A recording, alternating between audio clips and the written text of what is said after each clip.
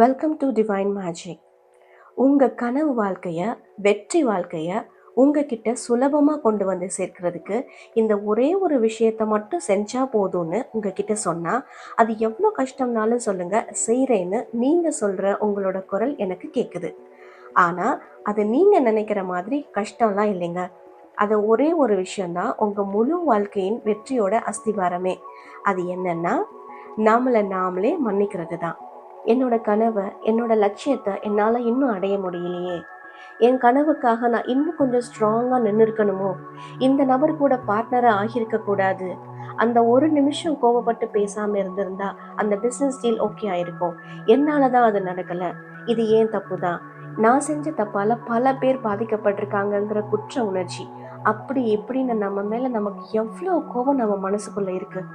அதனால் சில பேர் தன்னோட முகத்தை கூட கண்ணாடியில் பார்க்குறதுக்கு பிடிக்காம போயிருக்குன்னு என்கிட்ட நிறைய பேர் சொல்லியிருக்காங்க.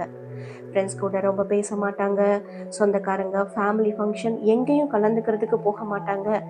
காரணம், இது மற்றவங்க மேலே இருக்கிற கோபம் இல்லை, அவங்க மேலேயே அவங்களுக்கு இருக்கிற கோபம்.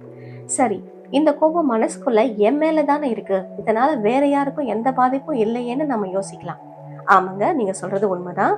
வெளியில யாரையுமே அது பெரிய அளவுல பாதிக்கல. ஆனா இதுதான் நம்ம கனவை நோக்கி, ஆசைப்பட்ட வாழ்க்கையை நோக்கி அடுத்த அடி எடுத்து வைக்க முடியாம தடுக்கிற ஒரு பெரிய இரும்பு கதவு மாதிரி. சரி, இப்ப அதுக்கு என்ன பண்ணலாம்? முதல்ல நாமளே மன்னிக்கலாம். அது எப்படி செய்யறது? நம்ம கடந்த காலத்துல எது நடந்திருந்தாலும் பரவாயில்ல, இட்ஸ் ஓகேங்க. உங்களை நீங்களே முதல்ல மன்னிங்க. கண்ணாடி முன்னாடி போங்க, உங்க கண்ணை பாருங்க, ஒரு முறை ஆழமா மூச்சு இழுத்து விடுங்க.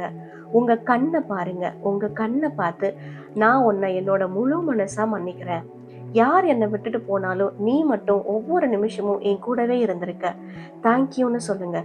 உங்க பேரை சொல்லி தேங்க்யூன்னு சொல்லுங்க.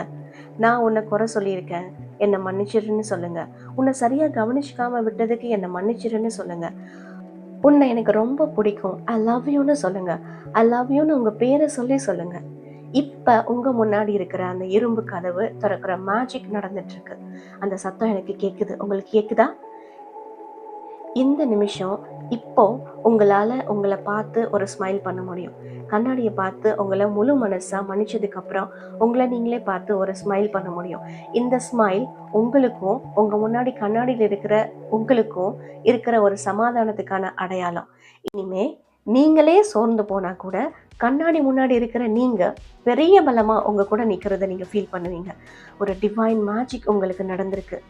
ஜெயிக்கிறதுக்கான அடுத்த அடி எடுத்து வைங்க. Ready, start.